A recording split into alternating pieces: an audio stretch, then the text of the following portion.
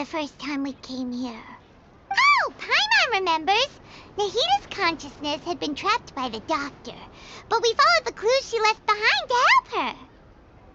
So much time has already passed since then, and it seems Sumeru's changing for the better now that Nahita's in charge, right? Paimon just hopes this peace will last a long time, and then Nahita won't have any more new problems to deal with. Yeah, guess you're right. We somehow always find ourselves right in the thick of it. Who knows what will happen next? Come to think of it, maybe it's all because of you. Maybe you're just a magnet for trouble. Huh? Me? Before Paimon ran into you, Paimon never ran into any trouble. At most, when she was super tired, Paimon got caught in some strange whirlpool and sucked out into sea. And even then, you fished Paimon out! Anyway, for Nahita's sake, maybe we should think about heading to our next destination for now. Ah, look who it is. Running into you in a place like this? I can see you two still love wandering around. Oh, it's Dia! Since when are we just wandering around? We're usually taking care of some serious business. Even though it may have nothing to do with our journey. But never mind that. What brings you here? I just finished a commission in the desert for a usual client of mine. Nothing too interesting. Just escorting a shipment of goods. I'm on my way to report back. That's when I saw you two all the way over there, chatting away. What were you two talking about anyway? Huh? You serious? Can't say I saw that coming. But you are travelers after all. I guess you'd never stay for too long in one place. Bumping into you like this will become a rarity. I'm starting to feel sad just thinking about it. Hey, how about I gather a few mercs to escort you two? What do you say? Thanks, but no need. Oh, Paimon had no clue you'd miss us so much. But don't worry, we'll come back to see everyone when we get a chance. Sounds good. All you need to do to get to Fontaine is cross this stretch of desert and navigate some waterways. Knowing you two, I'm sure it won't be anything you can't handle. So, when are you leaving? Oh, wait a sec. Paimon just remembered there are still a few dishes in Sumeru that Paimon hasn't tried yet. Now, where's that list Paimon made?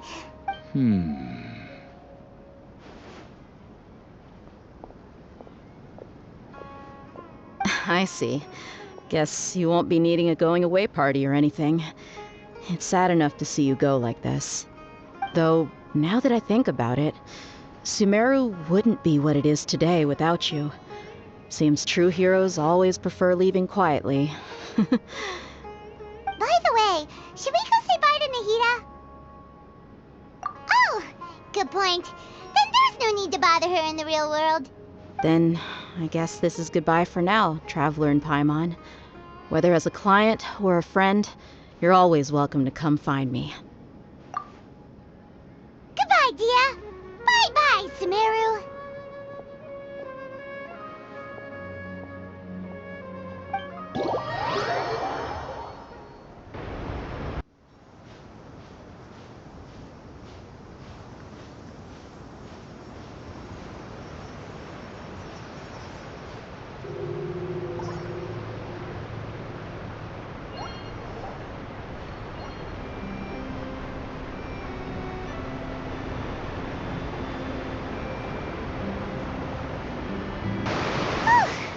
After crossing all that sand and water, we finally made it! Oh, this must be Fontaine's port! Wow! Everything looks so advanced in Fontaine! Paimon's heard that the industry here is extremely developed, and there are all kinds of unusual machines! Just seeing the sights as a tourist is nice, but maybe it would be better if we found something to do! What do you think? Good idea! Nahita gave us loads of useful information. Seeking out the Seven is probably still our best source for information at this point. Yeah, the more we can learn, the better. So, what do you think the Hydro Archon's like? Will we get along? Nahida said that she has a very unique personality, whatever that means. To learn about a nation's god, start with the nation's people. There seems to be some locals talking over there. Let's go see if we can join the party.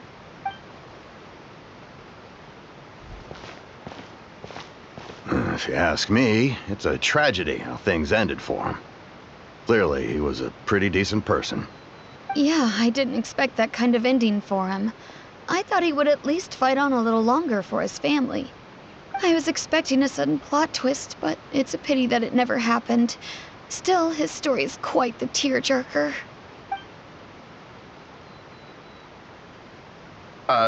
Excuse me.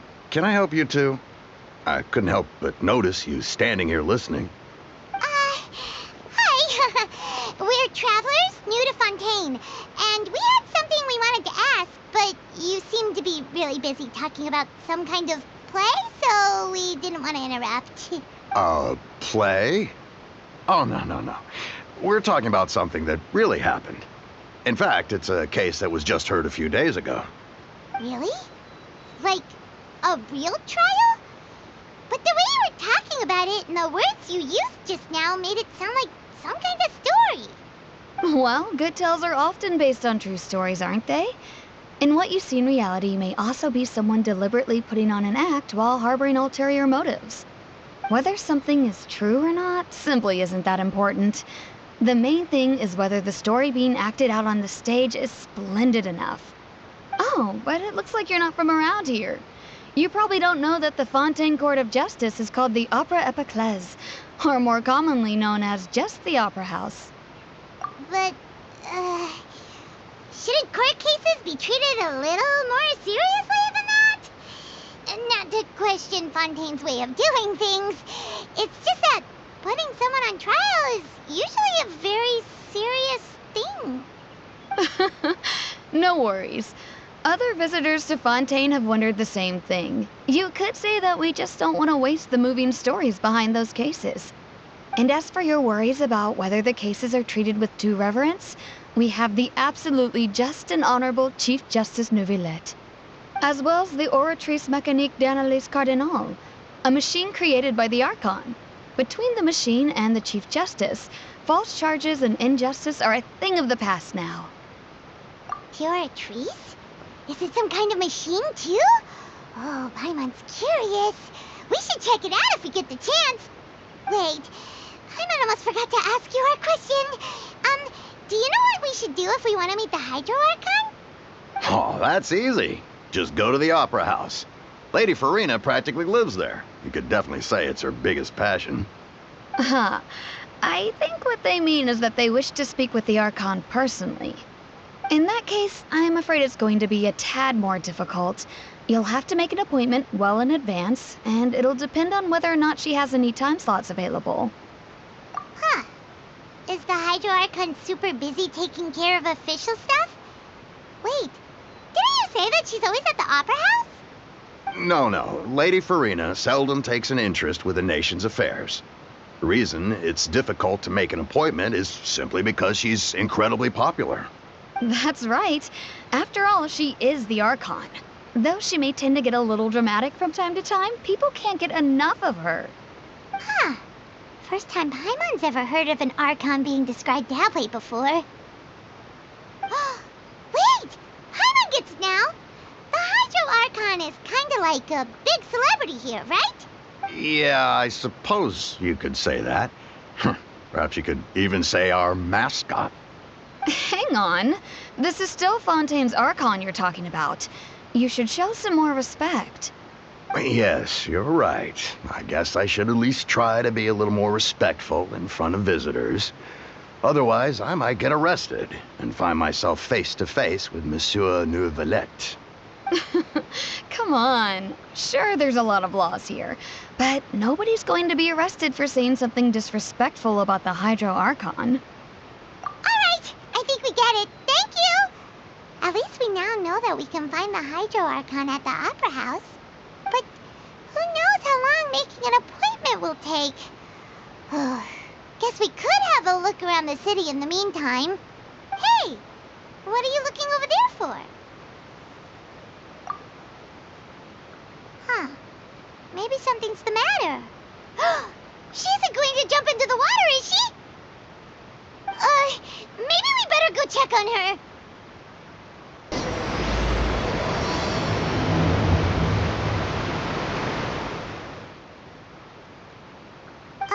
Hello there.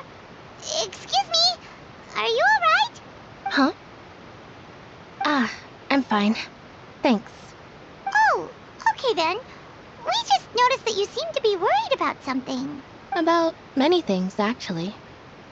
But there's nothing I can do but just keep my troubles to myself. I was just reminiscing about a place my brother and I would play when we were kids. It was just atop that hill over there. See? You're pointing at the sea. Wait, are you saying that you and your brother lived in the water? Though people call the waters around Fontaine a sea, it's actually just an inland lake that's filled with fresh water. And though I can still see that hill clearly in my memories, now it's been completely submerged. He would skip and jump, tossing sand in the wind. The sun shone brightly, and the air was filled with the scent of the sea. But now, the water is gradually swallowing our memories. It won't be long before it swallows us. Sorry. Paimon doesn't really get what you mean. I don't believe we've had the pleasure of meeting. Are you Lynette's new friends? Oh, and you are? Thanks for looking after my sister. She often comes here to reminisce about our childhood, that's all. There's no need for any concern. Allow me to introduce myself. I'm Linny, and this is my sister Lynette. If I had to guess, I'd say you must be travelers from abroad. Nice to meet you. Paimon is Paimon, and this is the Traveler. We just arrived in Fontaine. We were just talking with your sister. Even though we didn't really get what she was saying. I see. It's unusual for Lynette to be so willing to talk with anyone. In fact, she seldom speaks at all. I'm usually the only one she ever talks to. Oh, really? Then you two are just like us. Paimon's always the one talking for some reason.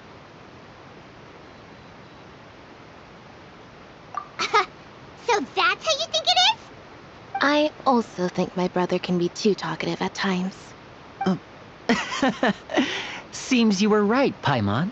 We are quite similar.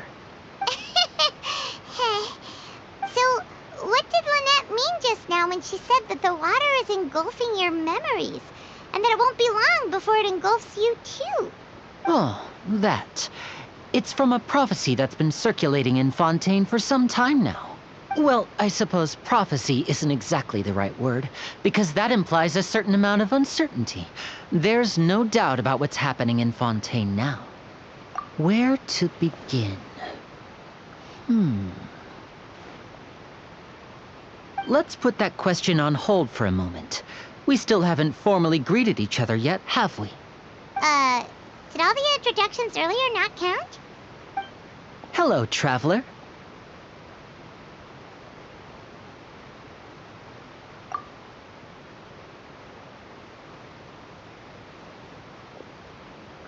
And hello, Paimon. Hey! Why didn't Paimon get a handshake? You're not poking fun at Paimon, are you? Please, don't take offense. Just consider it a sort of etiquette we have here in Fontaine when making new friends. You should remember it. It might prove useful. Oh, all right then. Well, Paimon's just happy to have a local friend now. By the way, we were just getting ready to go to the Opera House to meet the Hydro Archon. Would you be able to show us the way? So you're going to see Lady Farina? No problem at all. In fact, I was planning to go to the Opera House later myself. I'll gladly take you once I finish things here. Please, follow me.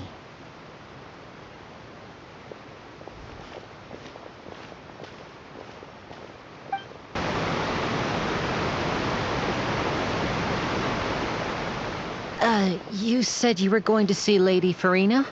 Well, it seems Lady Farina has come to see you.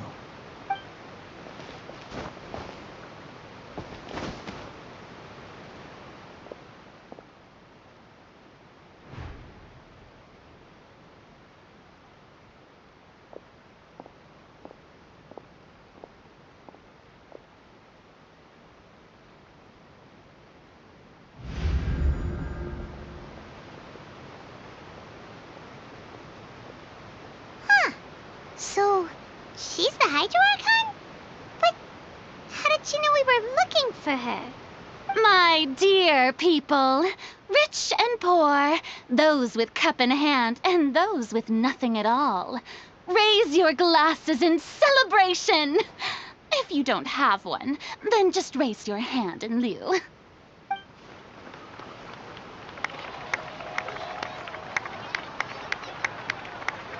As you can all see, 2 unfamiliar travelers have arrived in our nation. Come, let us make a toast in honor of this traveler and his companion, who have journeyed here from distant lands.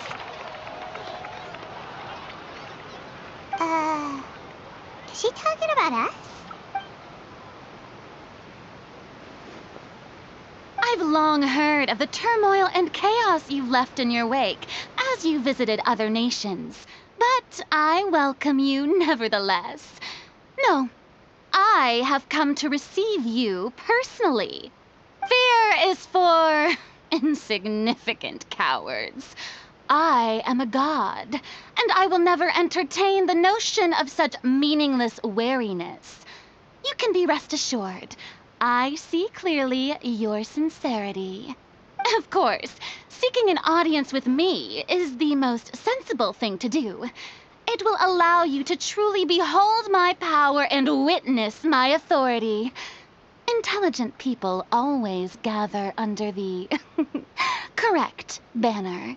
I, Focalor, hereby welcome you to the nation of Hydro and acknowledge the value and significance of your trip. Now, you may rejoice in this. Yeah, Paimon still can't believe it. Feels like we've only been here for a few minutes. But the Hydro Archon's entrance was, how should Paimon describe it? A little over the top? Ahem. Miss Hydro Archon? How did you know we were coming? Ah, I see. As Outlanders, you inevitably lack even some of the most basic understanding. Don't forget that even the gods can be divided into the mediocre and the excellent. I suppose it's only natural for you to be awestruck by my abilities. You had best stop and consider. Do you really have the noble qualities and etiquette necessary to communicate with a god? All it takes is a flick of my finger for me to know everything about you. Whoa, talk about sounding high and mighty. Oh? What's with these looks? Perhaps the welcoming ceremony still isn't enough?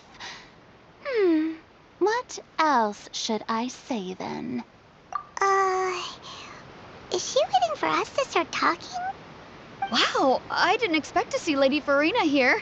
What a surprise! Wait, does this mean they're the legendary blonde traveler? How did I not notice before? Hey, what's all the commotion? Oh, is that Lady Farina? Is there some kind of drama going on? Of course. That's the blonde traveler. The one all those stories are about.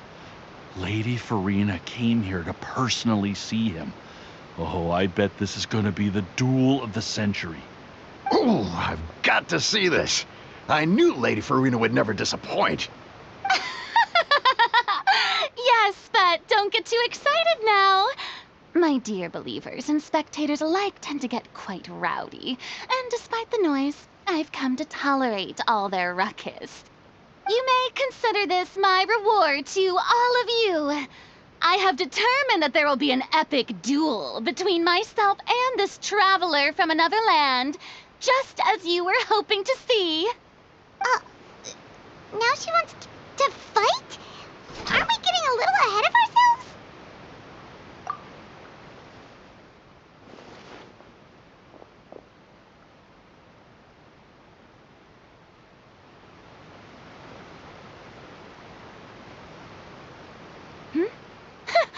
Are you not afraid? Might I remind you that this is a duel against the divine? What are you trying to do, traveler? Provoking a god in front of her people? Stand down, Clorend. I I admire his bravery. Few have the courage to draw their sword against a god. He is obviously a true warrior. Unfortunately, people nowadays only crave to be thrilled, and a mere duel will not slake their thirst for excitement. Huh. Yeah, she's right. Just a duel wouldn't be all that interesting. On Araneus, criminals are always requesting duels to defend their honor. They're getting a bit old, to tell the truth. You see. Then, as the god of justice, I shall face this traveler in another kind of duel. A duel in court! Whoa, all right! Now that'll be worth seeing! Right. This is Fontaine, after all. With such a grand opera house, it would be a pity not to use it. Why do you care so much about the crowd's reactions? Seems you've spent a little too much time in the opera house. Besides, how exactly do you plan to have a duel in court? You mean you're going to put us on trial? Oh, we have reason to put you on trial. It's obvious, isn't it? According to Fontaine law, no one is permitted to release any flying objects within Fontaine city limits during the first 3 days of each month. You are clearly guilty of violating this law, no? Oh, so that's what they've done wrong. That's Our Lady Farina. No one knows the laws of Fontaine like she does. You call that obvious? What kind of law is that? Wait, flying object? You mean Paimon? Precisely! Now, if you two have no objections, then in the name of the Hydro Archon, I order your arrest. My apologies, Lady Farina. I don't mean to spoil the fun. But if you would allow me to interject, I don't think that Paimon here meets the definition of a flying object. You tell her, Linny! Finally someone who's not crazy. How could anyone call Paimon a flying object? Ah, great magician Linny, my beloved citizen. I'll permit you to object. But how exactly do you plan to prove your claim? As a magician who just rained on your parade, I naturally should shoulder the responsibility of saving the show. So, with such an audience gathered here, allow me to perform a trick for everyone.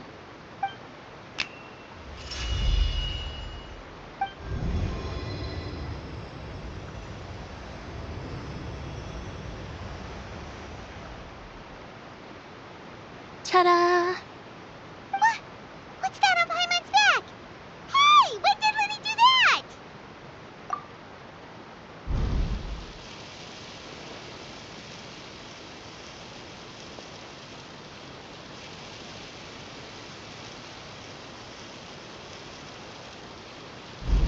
There. As you can all clearly see, Paimon should be classified as, well, something like a balloon. This rope has been in the traveler's hand all along. It was just that no one could see it before. Huh? You call that magic? You've got to be joking. I thought it was pretty good. Nice one. Huh. I'm not sure what to think. It seems Lady Farina's charges no longer hold water.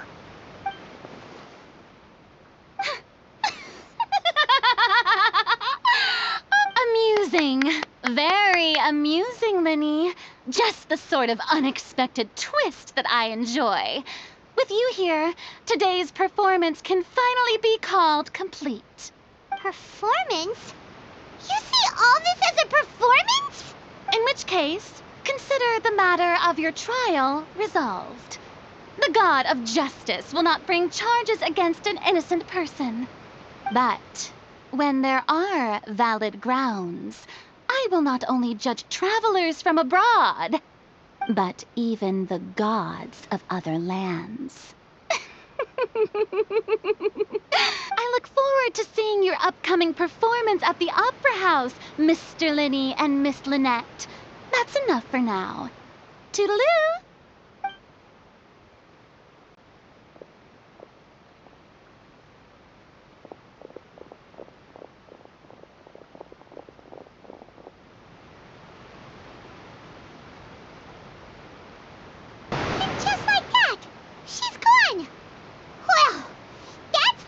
unpredictable Archon Paimon's ever seen. You never even had a chance to ask her anything. But that's a problem for future Paimon. That whole scene just now was really... Don't mention it. I just happened to remember that there was such a law, so I did a little preparation, just in case. I didn't think it would actually come in handy. So, now do you see what kind of god Lady Farina is? She can be a bit confusing at times, but she is still amenable to reason. Anyway, Paimon had no idea you were a magician, Linny. It sounded like you'll be performing at the Opera House, right? I just know a few simple tricks I use to make a living. Lynette is my assistant. It will actually be my first time performing on the most prestigious stage in Fontaine, the Opera House. But isn't the Opera House where criminal trials are held in Fontaine? When there are no public trials being held, the Opera House hosts a variety of other performances. To the people of Fontaine, the line between a trial and a performance can be a little blurred. And speaking of performances, I would be remiss to forego this opportunity gifted by fate. Might I invite the two of you to see my performance? My brother's always excited to make new friends. Oh, sure. We don't really have anything to do now, and we wanted to go to the Opera House anyway. Splendid. In that case, why don't we go together? I'll show you the way. I just have something to take care of first. Oh, you really mean it? Then I'll take you up on your offer. This is a magical item known as a magic pocket. Perhaps you can help me distribute them to the people here. Huh? What are they going to use it for? About that... You asked me before about the prophecy, right? Let me start by telling you a little more about what it entails. I'm not sure exactly when it began, but a prophecy has been circulating around Fontaine. It says that every person in Fontaine is born with sin. No matter how the nation of justice holds trial after trial, this sin cannot be absolved. Until one day, the water levels in Fontaine will rise, and the sinful people will slowly be drowned. In the end, the people will all be dissolved into the waters, and only the Hydro Archon will remain, weeping on her throne. Only then will the sins of the people of Fontaine be washed away. That sounds pretty gloomy. Why are people in Fontaine born with sin? What is that supposed to mean? There are lots of guesses. Some say that the ancestors of Fontaine stole the power of the seas and stirred its wrath. Others say that the people of Fontaine never heeded the first Hydro Archon's warnings and offended Celestia. But here in Fontaine, evidence is what matters. There hasn't been concrete evidence for any of these claims, so they can only be regarded as conjecture. If even the people in Fontaine don't know what sin they committed, wouldn't it be better just to ignore the prophecy completely? Why bother feeling guilty all the time? That's exactly what the people did at first. But in the last few years, the water levels in Fontaine have actually started rising. Many places have already been completely submerged, and now lie beneath the sea. Many people carry on with their lives as before and shrug it off as a natural phenomenon. But my family and I think that the people of Fontaine shouldn't ignore the possibility, which would end up sentencing them to death. We hope that at least the people who reside near the waterfront can move away before it's too late. So, we've started distributing magic pockets to them. As a magical item, these magic pockets have astonishing capacity. I'm sure they will come in handy when people are moving their belongings. Oh, Paimon gets it! It's like preparing for a rainy day! But this is more than a bit of rain. Perhaps only absolute power could ever contend with such a catastrophe. But who knows? We're just tiny specks in the grand scheme of things. Now, if you'd like to help, then please give these magic pockets to anyone nearby. Be sure to convince them to take it, regardless of what they say. What's this? So you also believe in the prophecy. Keep it. I won't have any use for it. What? You mean you don't believe in the prophecy? No, I believe in the prophecy. But I also believe in another story. The story says that people once lived in the ocean. They were one with the ocean and couldn't live apart from it. But as time wore on, people desired to live on land and developed blood vessels, encapsulating the sea within their bodies. Thus could people set foot on land. So, if you ask me, when the water rises and takes us all, it'll be like we're going home. Oh, we hadn't heard that one before. But people can't live underwater. They'll die. You should probably still take it.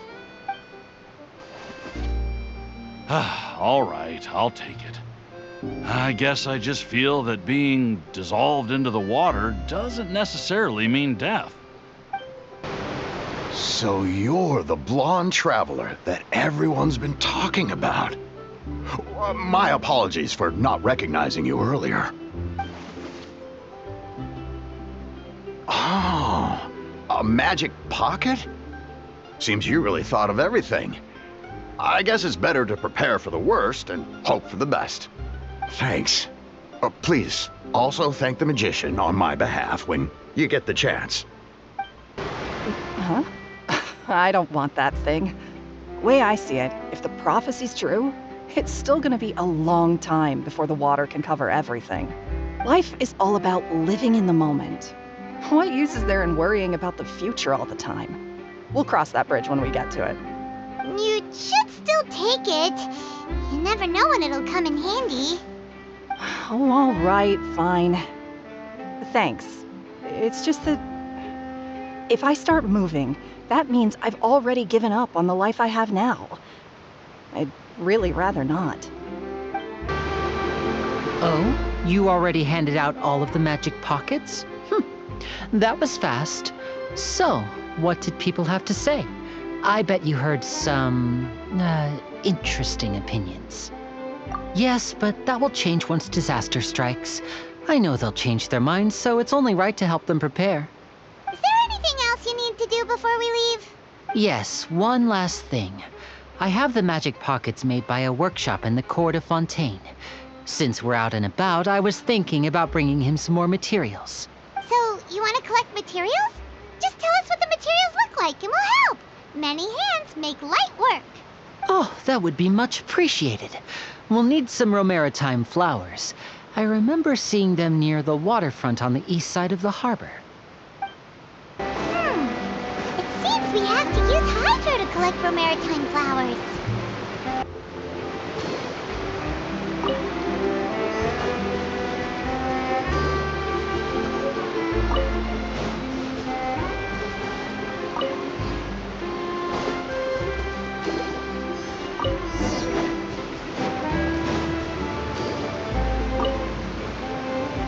You made quick work of that. I can tell you're an experienced traveler. I've also finished collecting a few here.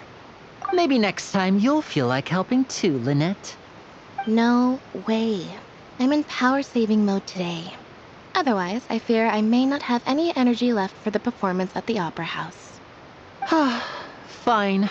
Though the performance is still a long way off. Now that we're finished here, we should get ready to head back to the court of Fontaine. So, we're going to the court of Fontaine before we head to the Opera House? Good. Paimon wants a tour of Fontaine's largest city and try...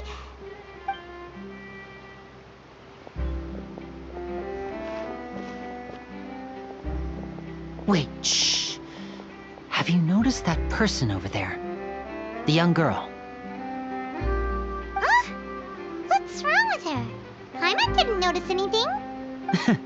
She's obviously a thief. Magicians and thieves practice similar methods.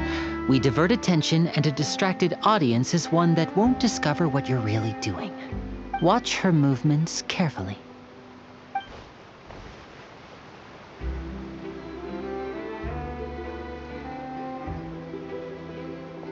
Oh, he's right! Shh, keep your voice down.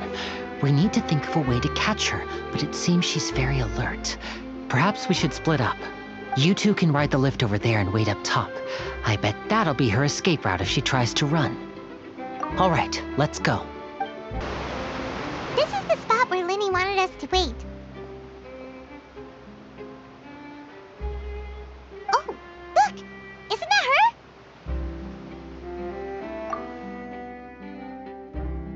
Oh no! Did she notice us? She started running the other direction! What should we do? Should we chase her? You're right. She might also be trying to lure us away.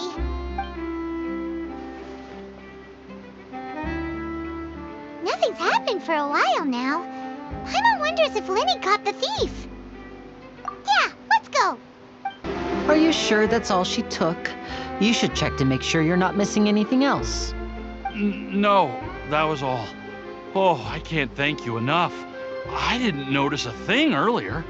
Anyway, I should be going now. Thanks again. Oh, were you returning what the thief had stolen? That's right. Pity I wasn't able to catch her. She distracted me by dropping the thing she stole on the ground. By the time I looked back, she was already gone. I saw the general direction she went, but Linny twisted his ankle, and I needed to make sure he was okay. Oh, did you get hurt, Linny? I'll be all right. It's just a twisted ankle, that's all. In fact, it's feeling better already.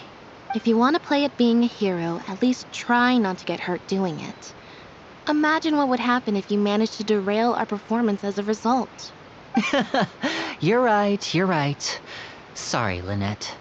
I have to admit that the thief was even more skilled than I had anticipated. But at least we were able to get the stolen items back, so it wasn't a complete failure. What a slippery little thief. Guess things turned out all right in the end, though. Linny's initiative paid off. All right, let's put this little detour behind us. We should go to the Court of Fontaine now.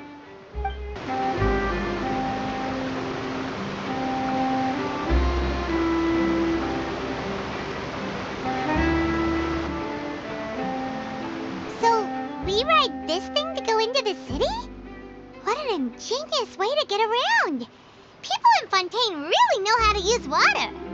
This is an aqua bus. It allows people to travel between several key locations around Fontaine. It's pretty convenient, but the ride can become a little dull after a while. The scenery is always the same. That's why it's better to travel with friends. So you mean it's still boring even when I'm riding with you? No, that's not what I meant. It's just that, well, you don't really talk that much. Besides, it doesn't really feel like a real trip when it's just the two of us. It's the same as being at home. Whatever. Guess that's what it's like to be an older brother. It's about time for us to leave. Let's get on board.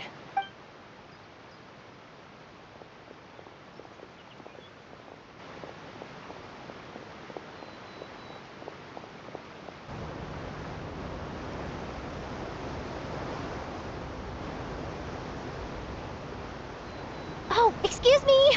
Aren't you the great magician Linny and his assistant Lynette? Hello. I don't believe we've...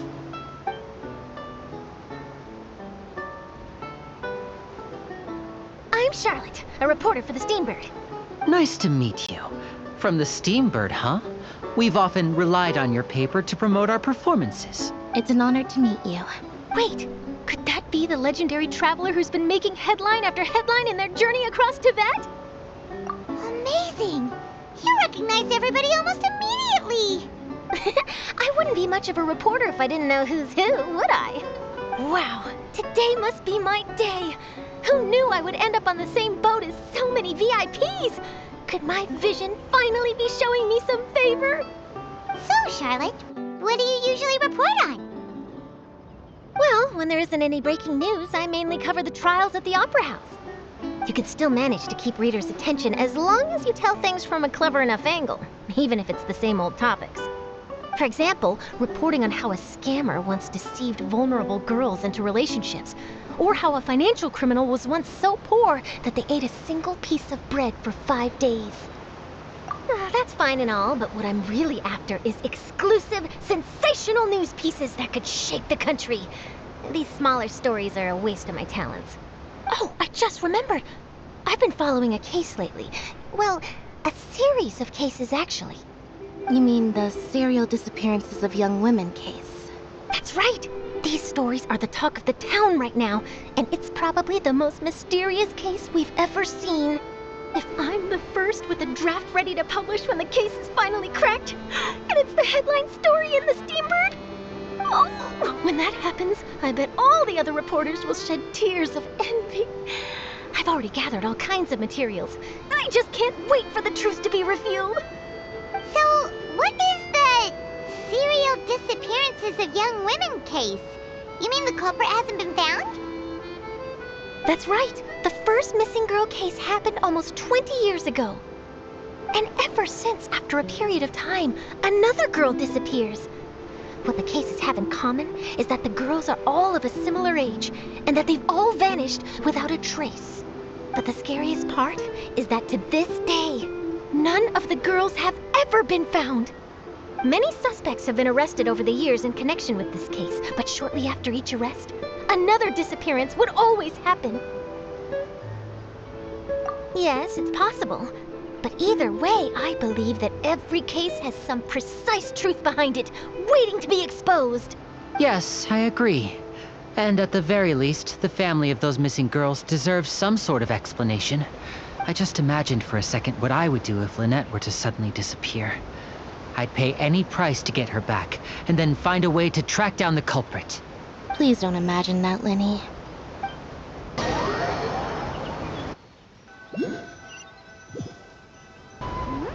Hey, we're almost there! Look!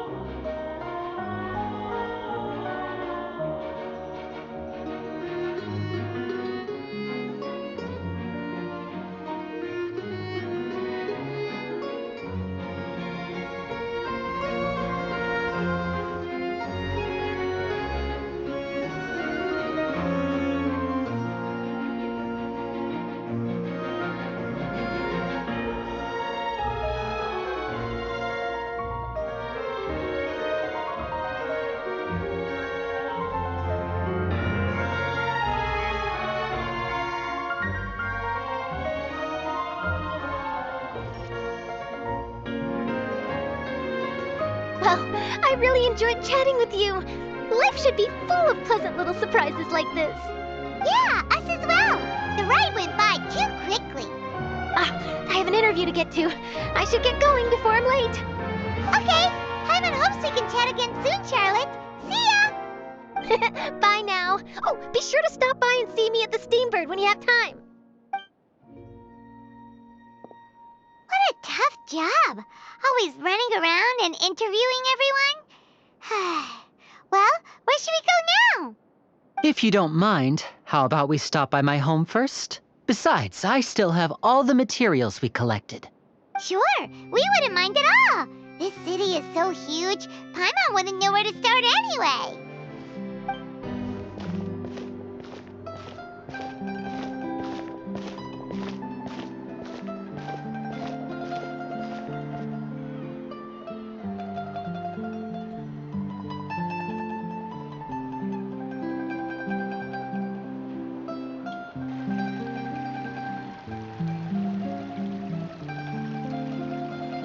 This is our current abode. Ah, Fremine, you're home. Where did everyone else go? I have some new friends that I would like to introduce. Oh, they all just went out a moment ago. I see. Everyone is getting busier now that Father will be returning soon. I suppose that can't be helped. Allow me to introduce you to my little brother, Fremine. He is a phenomenal diver. Hello. Nice to meet you. Paimon is Paimon, and this is the Traveler. Oh, you sound very proud to have a diver as a brother, Linny. Linny, Could you come here for a moment? What is it, Fremine? Do you have something to tell me?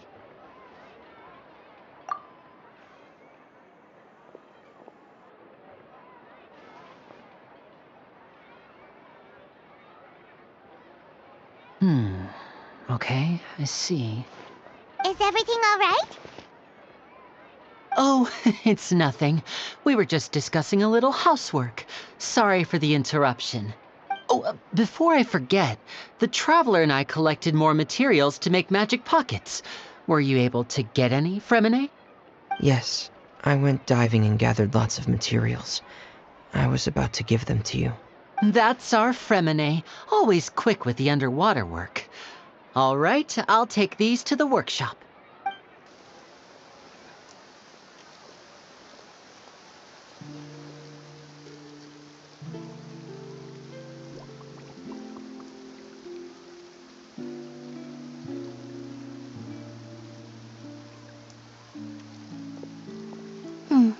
Looks like rain. Oh, you're right.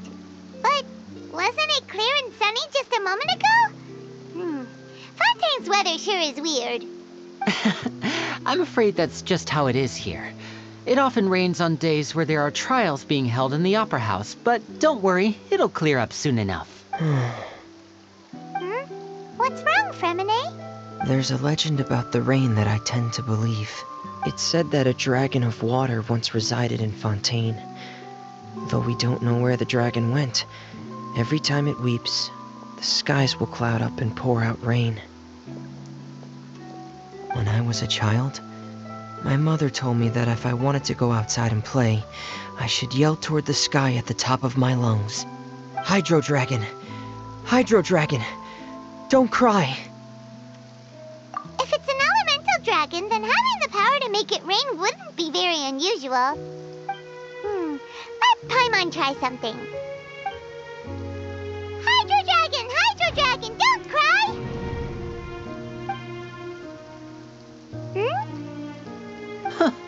Doesn't seem to be of any use. It is just a legend after all. You know, you might be a more popular magician if you understood the concept of romanticism. Or could at least play along.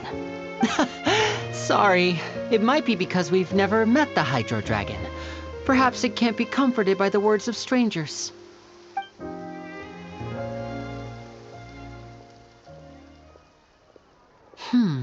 It rained for longer than I suspected. Oh, it's already getting late. Was there something you needed to do, Linny? Yeah, some preparations for the show at the Opera House. I need to find a way to catch the last aqua bus of the day. On the day of the performance, just ride the aqua bus to the island of Araneus. I'll have Lynette meet you at the fountain in front of the Opera House. Oh, are you leaving now? What is it, Fremine? I'm in a hurry. Oh, I get it. You feel nervous delivering the materials for the magic pockets, is that it? Perhaps we could trouble the Traveler to help us take these materials to the Beaumont workshop and deliver them to the owner there? I'm afraid that Fremine can be quite introverted, and the boss there tends to be pretty talkative. Fremine has always been a little afraid of her. No trouble at all. Don't worry, we're on the case. Sorry for the inconvenience. I'm quite useless when it comes to such tasks. I'll think of a way to make it up to you. Oh, no need. This will be a walk in the park for us. Hello? Is there anyone here? Oh, hello there. New customers? Looking to buy, or do you need something made? Or perhaps you're just looking for a chat with me. Oh, no, we're just here to deliver some materials. Here they are. They're for making... what were they called again? Ah, these must be for magic pockets. I could tell right away. I've already made several orders worth now. No need. They've already prepaid several batches worth. When they told me what they'd be using them for, I even offered them a discount. But they insisted on paying the full amount, saying that I had a business to run. It seems both their hearts and their pockets are made of gold. Whoa. So, is Linny actually loaded? I can't say for sure, but who knows? Maybe there's good money to be made being a magician in Fontaine. Hey, is this machine what you use to make stuff here? It looks really advanced. Why use your hands when a machine can do the work? It would be a waste not to use the latest technology. And wasting is a kind of crime. But where does a big machine like that get its power from? Well, it's a little complicated. I'm not sure I can put it in layman's terms for you. But basically, everything we usually use here in the city is powered by indemnitium. It's a type of energy that's produced from trials. Huh? How can trials produce energy? Well, I'm not completely sure of all the details myself, but basically, when a trial is in session, the Oratrice Mécanique d'Analyse Cardinale harvests people's belief in justice and converts it into energy to be used all around Fontaine. So that's what its other function is? Paimon heard that the Oratrice was created by the Archon to make judgments. But Paimon still doesn't get it. How could something unreliable like people's beliefs be turned into a stable power source for these machines? Oh, yeah! So that means the Hydro Archon relies on the machine to take the energy created by belief and turn it into power for all of Fontaine, right? Even though I've never heard anyone really put it that way before, it sounds like it makes sense. Besides indemnitium, we have another type of energy called pneumosia. It isn't produced by the power of the Archon, but it is unstable by nature. Even now, it still cannot be widely used by civilians. I thought I'd find you hard at work, but here you are chatting the day away. Since you're already talking, I'm sure you wouldn't mind a few words with me. You again? Didn't I already promise you that I'd have the more I owe to Confrérie of Cabriere by next month? Why are you hounding me now? Yeah, but how do we know that you won't go running off by the end of this month? I want 50% today. Wait, no, 70%. Huh? You... Seems business isn't so great for the workshop. We've already finished our job and delivered the materials. Maybe now's a good time to leave? Hey, hold on! Before you go around trying to collect payments, why don't you settle your own debts first? If Confrérie of Cabriere wants to poach clients from Northland Bank, that's fine. But I'm afraid you still owe the bank a hefty sum of mora. So why don't we work things out between us first, before you get back to your little conversation here? You're from Northland Bank. But we said we'll pay everything we owe next month. Why are you hounding me now? Traveler, Paimon! I didn't think I'd run into you here in Fontaine. What are the chances? We're surprised to see you too! What are you doing here in Fontaine? You didn't want to stay in Snezhnaya? Long story short, I've already been in Fontaine for some time now, and honestly, things have been pretty boring. But it seems that fate brought our paths together today. Not only will I have some good friends here now, but ones who always seem to find trouble. Either way you look at it, it seems things are going to get a lot more interesting now. Pretty sure we'd want to avoid anything that you'd find interesting. Besides, our trip here has gone pretty well so far. Right, Traveler? Hey, you, Northland Bank boy. Aren't you forgetting something? Don't interrupt. It's not often I run into the Traveler like this. Why don't you wait for me over there for a while? You kidding? Aren't you the one looking for us? You really expect us to sit and twiddle our thumbs while you catch up with your friends? Listen to me, boy. If you want your mora, fine. Why don't you come and take it? Hey, I just said not to interrupt. Oh, by the way, Traveler, the last time I took Tonya and Tusser ice fishing, Tusser said... Hey! That's way over the line! All right, boys, let's see who has to pay up now! Can you at least let me finish one sentence? Fine. Though the bank told me not to get rough with our clients, you're the ones who started it. This is an act of self-defense. You two will have to be my witnesses, okay? I'm sure this won't take long. You're mine!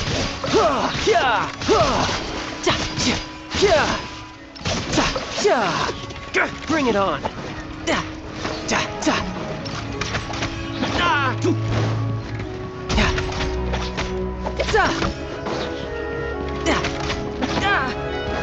You can run, but you can't hide. Ugh, what's your deal, Brad? How are you so strong if you're just a staffer from Snezhnaya's Northland Bank? Wait, don't tell me you're... Oh, now you notice. It's a little late, don't you think? Just make sure you understand that you don't mess with Northland Bank. Got it?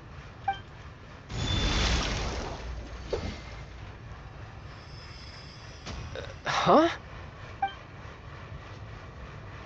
Now's my chance!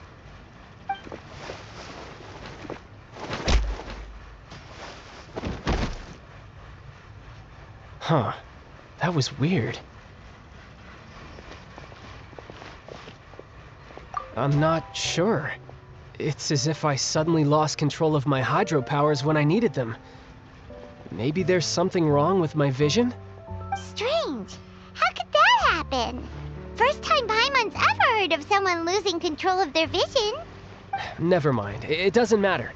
If I want to stay sharp, I shouldn't be relying too much on my vision anyway. Besides, I always have my delusion in case I need it. So what are you doing in Fontaine, child? I don't see its work for Northland Bank. Well, I guess it's because I've been in a bad mood lately. Huh? What kind of reason is that? Wait, since when do you feel down about anything? I don't know. Maybe I still have a lot to learn about myself. But recently, there seems to be some sort of restless power stirring inside of me. And I don't know why, but every now and then I feel like I'm in a terrible mood. Maybe you losing control of your vision just now is connected with that power you're feeling inside. That is a possibility. I can't remember if I ever mentioned it before, but when I was 14, I fell into some unknown abyss. It was during that time I learned nearly all of my abilities. The one who took me under her wing and taught me was named Skirk. She was always quiet and very mysterious. Nobody knew where she came from or what she had been through, and she was always very strict when teaching me combat techniques. One time, I asked her why she was willing to take me on as an apprentice. From what I could make of her answer, it was because I had awakened it, and traces of it remained on me. She said that all my combat training would be useful in the future. But what is it? What did you awaken? She never explained that, but my guess is that it's related to a dream I saw when I had just fallen into that abyss. In my dream, I was in the deepest depths of the sea, and the boundless seabed was all around me. But in front of me appeared a whale that was so massive, I felt like I couldn't breathe. A whale? Oh, that sounds familiar! When we fought against you before, you summoned a huge whale that seemed to leap at us.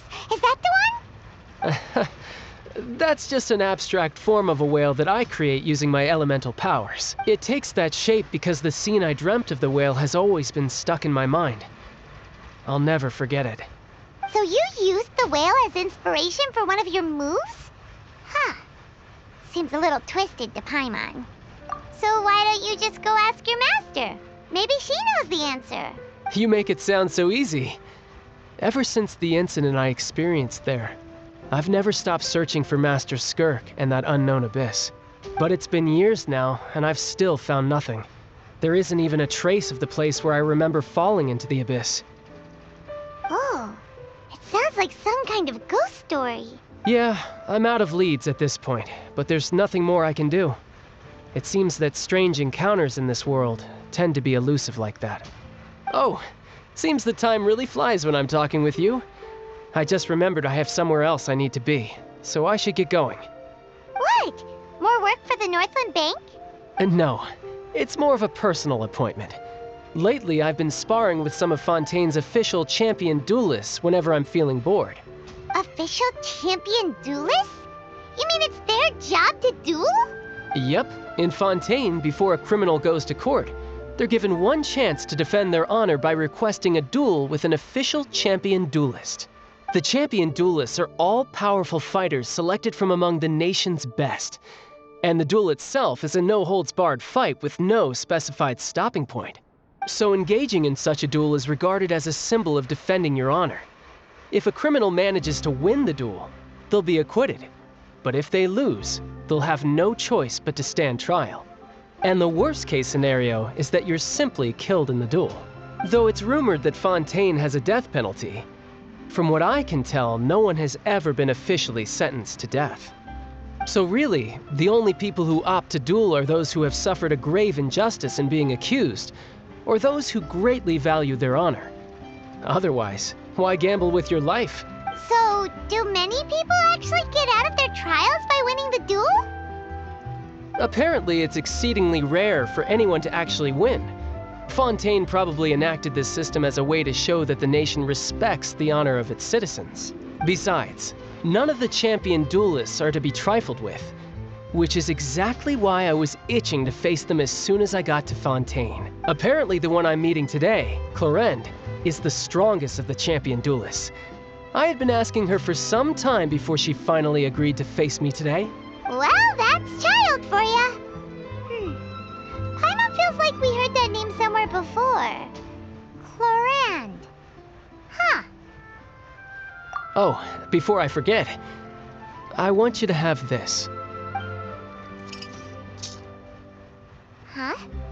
Your vision? You're seriously just giving it away? I'm just worried that it could become uncontrollable again. I'd be pretty upset if it got in the way of my duel, so I think I'll be better off without it for now. Besides, I just need you to hold on to it for a short while. I'll come retrieve it when I have some time later.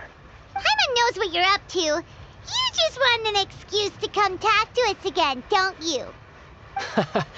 Whatever gave you that idea? I'll be in touch later.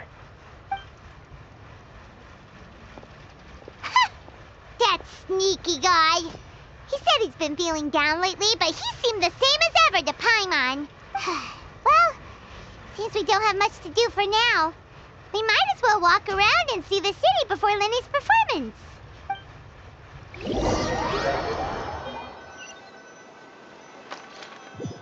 Wow! Who could have seen that coming? The reporter who was barely around for most of the story was the murderer all along! Sorry. Paimon was just surprised, that's all. Whew. Paimon never saw that twist coming. The murder mystery novels here are amazing.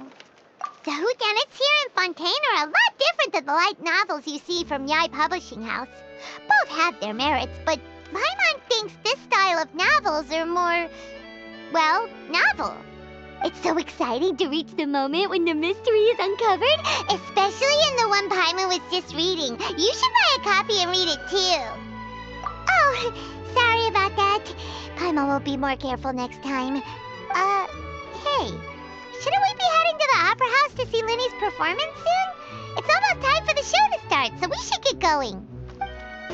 Whoa, now this is fancy! The Opera Epiclese. What a place to hold a performance! No wonder Lenny and Lynette were looking forward to it. Huh, looks like there's a lot of people standing around the fountain up ahead. Oh, Archon, please bless us with a bright and healthy child. We pray. I don't know why you always feel the need to ask so much. I'll be happy as long as our child is healthy and lives a peaceful life. I guess if they're our kid, then there's no doubt they'll turn out smart. Maybe this is one of the customs in Fontaine. There sure are a lot of couples here. Vache. What's wrong? Vache. Vache. No, Paimon didn't say anything. Are you hearing things? Welcome to the Fountain of Lucine. All the water flowing through Fontaine converges here. It's customary for newlyweds to come here and wish for children. Ah! Lynette! You scared Paimon! When did you get here? Lenny asked me to wait here for you. Right. What do you mean? There are a lot of people here right now. Hey, you're not trying to scare Paimon, are you? Besides, it's the middle of the day. It's not the time for eerie might be able to tell you something that could help explain the voice you heard. In fact, you might not be imagining things at all. I suspect that what you heard is a result of your hypersensitivity to the hydro element. Others in my family have had similar experiences. It's because of his sensitivity to the hydro element? But what would hearing a voice have to do with elemental power? When do you cry, Paimon? Wait, what? What does that have to do with anything? Just answer me. When do you... When Paimon's really sad? Oh, and when Paimon's super happy. Oh, and also when Paimon's really, really scared. Then you should understand that tears contain your most intense emotions. Like I just mentioned, the Fountain of Lucine is where all the flowing water in Fontaine converges. Even the tears that fall to the ground will eventually gather here. So maybe what you heard was the intense emotion coming from someone's tears. So, what did the voice say? Huh. If you were hearing their emotions, then Paimon wonders what happened to them. Rather than worrying about them, we should worry about my brother first. Don't let that calm look of his fool you. He tends to get pretty nervous just before a performance. So chatting with Linny might help him relax a little before he goes on stage. Oh, right. That makes sense. Let's go in and see Linny.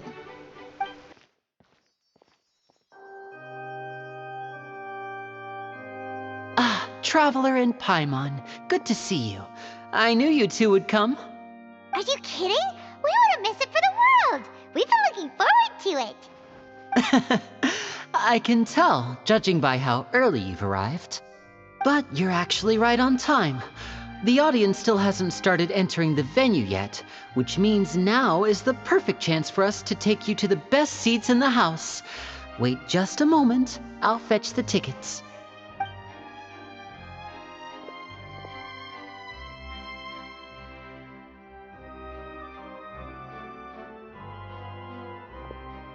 The Opera House has assigned seating, so you always have to make reservations. I've already reserved your seats, and here are your tickets. Ooh, front row seats! Thanks, Linny! Don't mention it. There's no need to keep thanking me. Hey, Linny! Could you come over here and take a look at this? Oh, I'll be right there. Seems there's an issue with the stage props over there. That's Cal, my assistant, calling me. I'll go lend him a hand. Yeah, we'll just go to our seats. You go ahead, Linny. Oh, these should be our seats. Come on, let's sit down.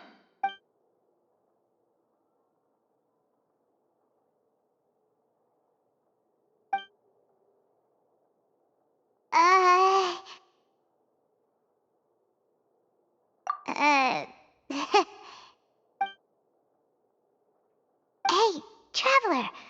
Maybe we should strike up a conversation with the person next to us. Since we're sitting together and the rest of the place is practically empty still, it's kinda awkward if we don't say anything. Ah, you little... Of course you put this on Paimon. Excuse me, I did not realize you felt awkward. I am terribly sorry. I would be perfectly happy to chat with you if that is what you would like. Oh, so you heard all of that, did ya? Boy, you sure have good ears. Paimon thought she was keeping her voice down. Wait, that's not it. Paimon's... Sorry. Paimon's the one who was being rude, talking under her breath like that. So, let's talk, but, what should we talk about? Oh, Paimon's got it. You're also here early and sitting in the front. Are you a friend of Linny's too? A friend, you say? Well, if Mr. Linny would like to be my friend, I would be more than happy to reciprocate. Oh, so you're not friends with Linny then? Oh, this is getting more awkward by the second.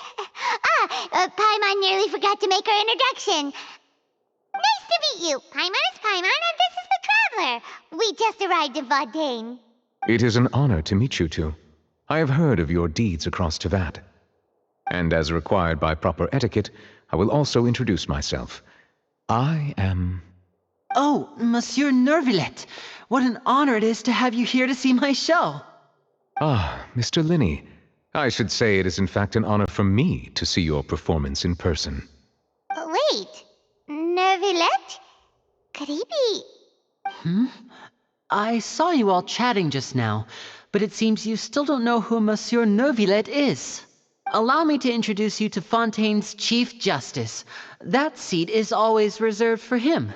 It wouldn't be too much to say that he's the symbol of justice and honesty here in Fontaine. Whoa! Sorry for being so rude just now. Paimon had no idea you were such an important person. No offense taken. Being Chief Justice is merely what I do for work. Nearly every person has their usual reserved seat, so I'm not so special, really. And by the way, I should probably let you know, even though I would prefer not to, there's someone sitting up there in the VIP seats that has been striking a pose for quite a while now. I believe she is trying to give you a most elegant and impressive first impression. So I think you should take notice of her sooner rather than later, otherwise she may become flustered.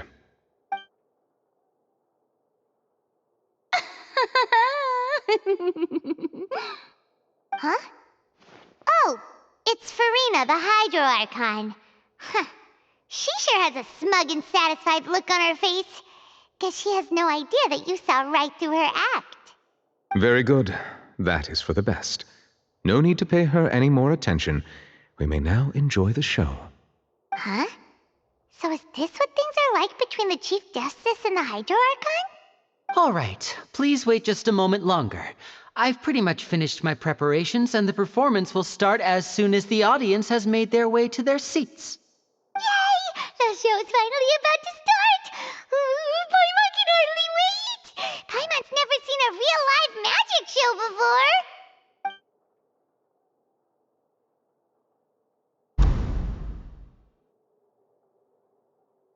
Oh! They're dimming the lights! The show must be starting!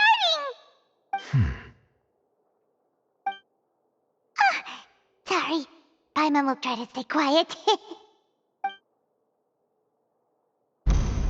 Welcome, one and all, to the Opera Epiclese. I am the star of today's show, Linny. And over here is my sister, Lynette, who will be working as my wonderful assistant. Please, let's give her a warm welcome. Hello, everyone. I know she may seem to be a little sleepy right now, but that's just a sign that she's nervous. Whatever.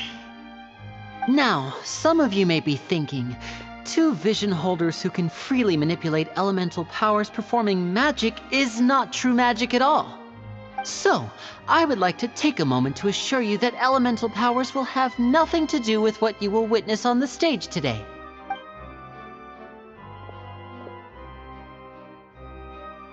Both Lynette and myself have removed our visions for the show. That way, even the gods won't be able to help us. Oh, good point. That's what makes the show real magic. Now, without further ado, let the show begin. Lynette will now exit the stage to make some preparations. I know you might miss her, but don't worry. She'll be coming right back on stage momentarily. Perhaps in an unexpected way. I'm sure she'll be stealing the spotlight soon enough. Oh, and before I forget, there's one more thing I should say. You never know what can happen in the blink of an eye.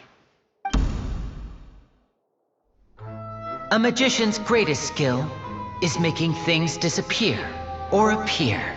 The possibilities are endless.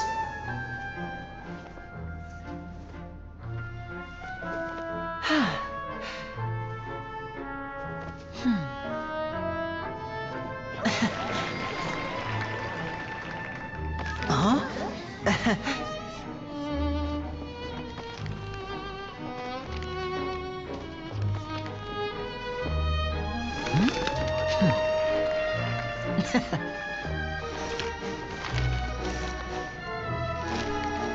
But this isn't what you came for. These little tricks, you've seen them all before. So it's time for something truly extraordinary, don't you think? This one's a little tricky.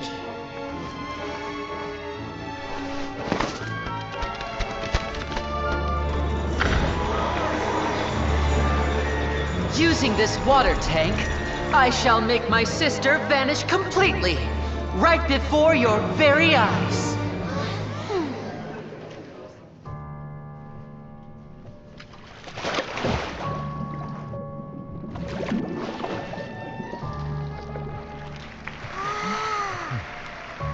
It's actually quite simple. She'll just turn into air bubbles and float right out of the top.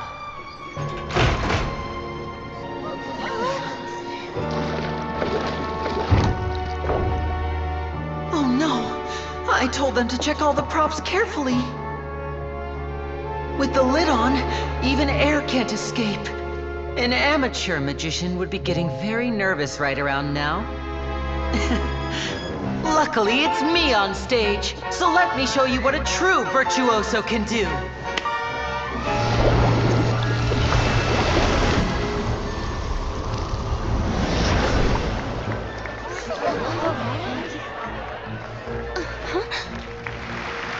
Lynette, are you still there? Don't go too far. We don't want to use up all our magic. Hi, I'm back. Uh-huh.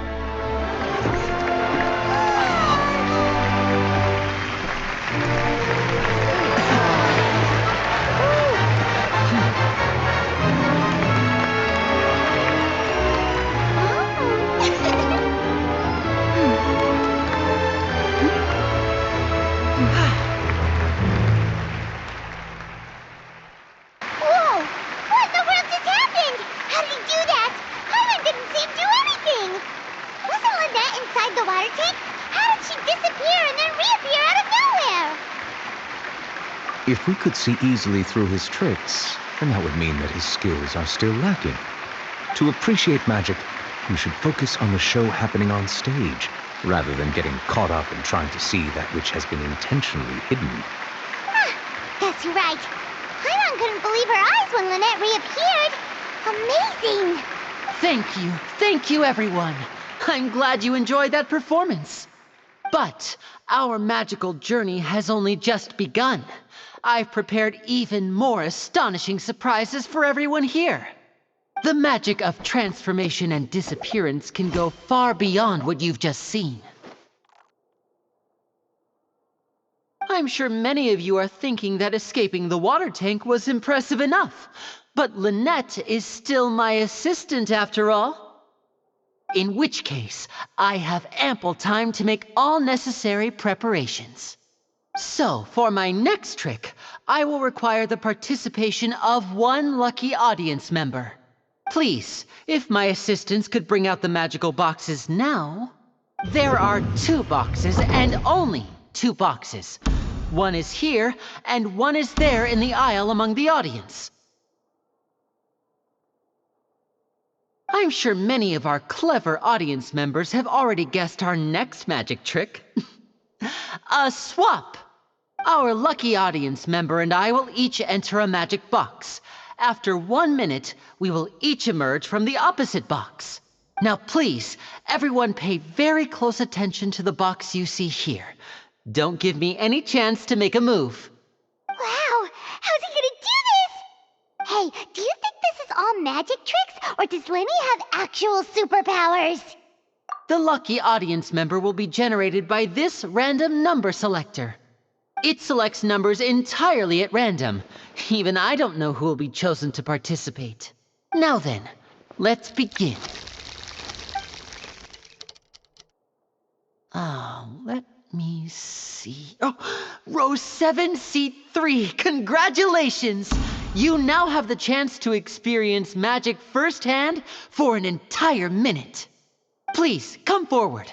My assistant will take you beside the magic box. I'm sorry, it might be a little cramped inside, but no need to feel nervous. We've carefully arranged everything for you to be as comfortable as possible. You don't need to do anything, but no matter what strange things may happen, don't come out of the box. If the magic is interrupted, who knows where you might end up? You might even find yourself in the Fortress of Meropide. Oh, okay. All right. Before I enter the magic box, there is one more thing I need to ask the audience to do. Could you all give me a countdown? Like this. 60, 59, 58. Just keep counting down. You can go a little faster or slower if you like. I won't be able to see anything in the pitch black box, so I'll be relying on your voices to know when time is up. Oh, and no tricks now. If you quickly count from 60 in just 30 seconds, then I'll be in a tough spot. Ooh! Paimon kinda wants to count faster after hearing him say that! No, that won't do. I can see it in your eyes. You still can't be trusted. Let's practice together. Come on, repeat after me. 60, 59, 58. 60, 59, 58! That's right, perfect. Keep it going. All right, I'll see you all on the other side once you've finished counting. 54, 53, 52? Why aren't you counting, Neverlet? I am counting in my head. I think things are exciting enough in here as it is. Merely a consequence of my identity and personality. Do not worry about me. Just enjoy the show. Oh, all right. You looked so serious that Paimon thought you might be feeling uncomfortable or something. 40, 39, 38! Mr. Linney, are you all right in there? Is everything ready? Yes, I'm fine. I'm just double-checking the direction of the magic. It would be a disaster if we get sent to the wrong places. For example, midair right above the audience. Even though he's saying that, Lenny doesn't seem nervous at all. Ah, what was that noise? Did you hear it too? Not sure. Anyway, it doesn't seem like anyone's worried about it. 25, 24, 23! What's wrong, Mr. Linney? I can still hear you moving in there. I seem to have accidentally knocked over a decoration. I'm trying to fix it, but it's pitch black in here. I can't tell left from right.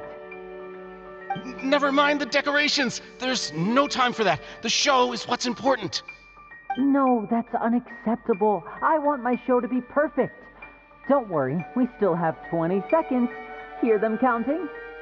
19, 18, 17! It seems things aren't quite going as planned. I apologize, everyone. It feels like you're all starting to count faster, but that's all right. I know it can be tiring to do such a long countdown. 10 seconds and change is still plenty of time. 10! Almost there now. Whew. Swapping two people is harder work than you might think. Even a master magician like me can't guarantee I'll get it right the first time. Hey, wait! Is this the back one? I can't tell. They both look the same inside. Huh? Nope, that's not it. I'll try again. 7! Hey, slow down! Honestly! 5! 4! 3! Whoops! That doesn't count! 0!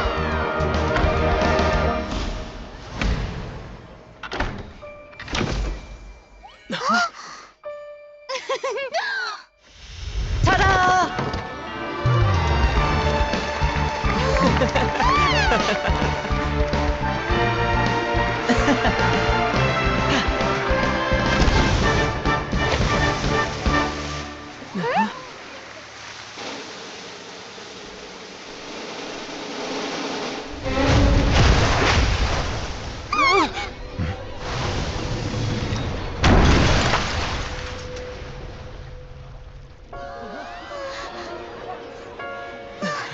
What happened?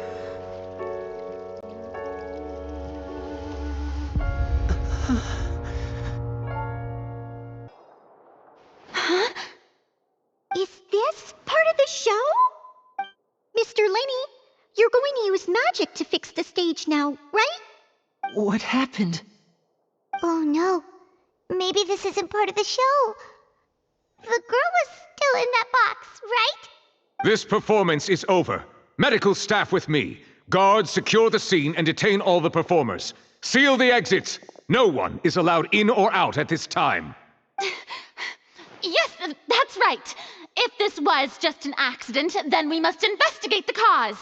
But if this was all part of some scheme, then those accountable will not escape the judgment of the God of Justice. No need to be alarmed, you two. We'll get to the bottom of this soon enough.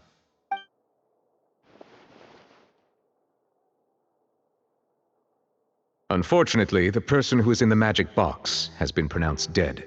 His name was Cowell, one of the assistants in Linny's magic troupe. Apparently, the fireworks on stage ignited the ropes that were suspending the water tank, which then caused the tank to fall onto the stage. As of now, we are still not sure why we found Cowell in the box, rather than the guest from the audience. And after an initial search of the area, the guards have confirmed that the girl is nowhere to be found.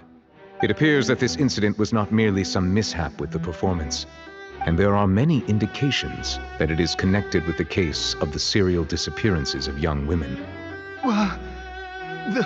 The serial disappearances case? That's the case that Charlotte mentioned before.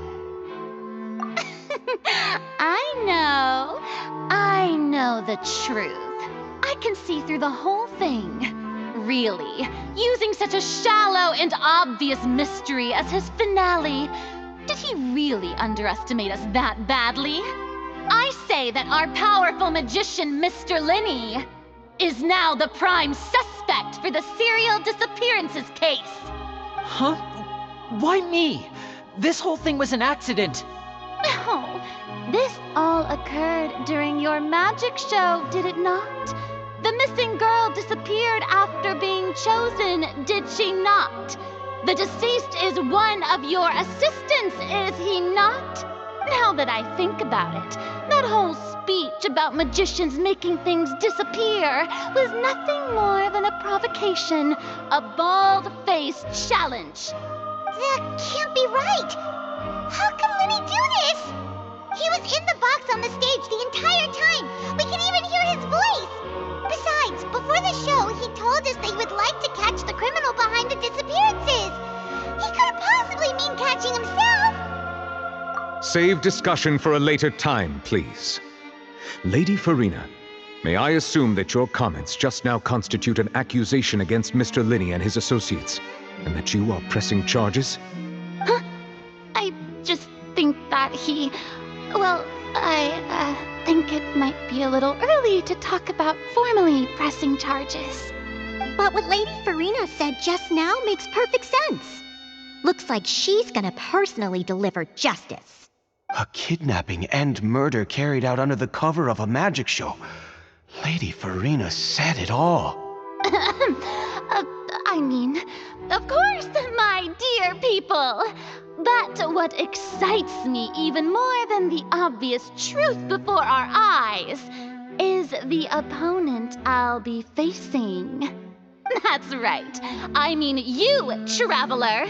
You'll support Linny, won't you? After all, he was the one who helped you the first time we met. Then there's no problem at all. You know, the Traveler and I already had a duel the first time we met. But with Linny's help, our little duel ended in a draw. But draws really are the most boring possible outcome. So no more draws. Between the two of us, there must be a clear winner and loser. And what better place to hold such a riveting showdown and decide the true victor than here, on the grandest of stages, the Opera Epiclese. It wasn't a draw. She obviously lost last time. I understand. Charges have now been pressed, and as such, a trial is in order. Well, Traveler, seems Lady Farina has set you in her sights. But putting her dramatic rhetoric aside for a moment, I would like to ask you, are you willing to act as Mr. Linny's attorney and defend him in this case? Very well. The trial will be held a day from now in the Opera House. Both sides may investigate the scene to build their cases and search for the truth. Linny and his troop are all potential suspects and shall remain within the Opera House. The audience may begin to leave in an orderly fashion once they have been cleared by the guards. A day isn't that long. Let's see what kind of case this big shot outlander can build in such a short amount of time. I'm really quite looking forward to hearing it. Linny! Sorry about everything that happened just now. Were you frightened? Of course! Who wouldn't be scared after witnessing an accident like that? Yeah, I'm a little shaken up myself. How could this happen? And poor Cal. I know you already claimed that you would defend me, but now it's just us talking. Tell me, do you think I could possibly be the murderer? I understand. Even I'm not sure what happened, so I can only imagine how difficult it is for you to grasp the situation. I'm sure everyone sees me as the biggest suspect at this point. But if you ask me, the whole thing is mysteries layered upon mysteries, such that all that's left is confusion. I don't know whether what happened there on the stage was purely an accident or not, and I don't know why poor Cal was in the box. As for how that girl chosen from the audience could suddenly disappear, I'm afraid I don't have any answers either. If someone tampered with my performance, then we need to figure out what they did. Even a skilled and knowledgeable magician like myself couldn't pull all that off in just 1 minute. Which is precisely why we need to investigate! As this book says, the impossible could not have happened. Whatever happened must have been that which is possible. Paimon bought them when we were reading at the bookshop in the city earlier. Pretty cool, huh? Don't worry, Paimon used her own savings to buy them. It wasn't from our travel funds. I think they look cute on you, Paimon. You have good taste, Lynette. That's the right attitude. Feeling depressed isn't going to help me now. I need to get back to my normal self. But with the guards watching our every move, it's going to be especially difficult for Lynette and I to prove our own innocence. Good thing you agreed to be our attorneys. Thanks for that. We'll be counting on you. Yes, thank you so much. Yeah, just leave it to us. Oh, since we're going to start investigating, Paimon has a question first.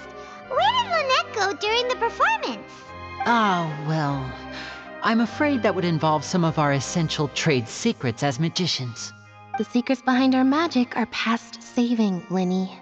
I suppose you're right. The truth behind our tricks is going to be important evidence that will be weighted during the trial. 'Tis truly a pity. As a magician, our magic show is a work of art. We've poured countless hours and spared no effort in perfecting it. But if revealing our secrets will help you uncover the truth behind what happened, then it will be well worth it. We should go somewhere else if we're going to discuss our magic tricks. We'll go speak with the guards, and in the meantime, you can go investigate the stage and the seating areas. All right, let's go have a look while the investigation teams are still here. Detective Paimon is on the case! Hello, officer. How's the investigation going? I see. You must be the traveler that Lady Farina mentioned. Listen, I'll be perfectly honest with you. I'd avoid getting mixed up in this whirlpool of a mess if I were you. Huh? What do you mean? Come with me and you'll see. The deceased is one of Linny's assistants named Cal. Even though he hadn't joined the troupe long, he was hardworking and everyone generally liked him. The assistants are usually in charge of setting up and inspecting the props, as well as assisting with the show and keeping the crowd engaged. As you probably saw when you were in the audience, the water tank suddenly fell and smashed the box with Cowl inside it. This is the real mystery. We've already searched the scene and were unable to find any traces of the girl.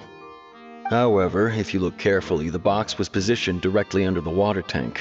The ropes holding the tank were then burned by the pyrotechnics on stage, causing them to snap. All these factors lining up so perfectly makes it hard to see this as a mere accident. If anything, the more logical explanation is that the whole incident was intentionally planned, and Linny is the most likely person to have access to all these areas. But he doesn't have a motive. Are you both good friends of his?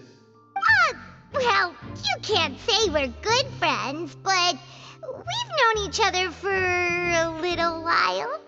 So in just a short time, he was not only able to win your trust, but even convince you to act as his attorneys. I know there's no such thing as magic. The real trick of a magician is holding the audience in the palm of their hand. I've seen a lot of cases, and I can tell you that people are the least reliable kind of evidence. Sorry, I tend to be pretty straightforward. Just know that I'm warning you for your own good. Anyway, you may investigate the scene of the crime yourselves if you're curious. Who knows, maybe you'll be able to come up with some new evidence.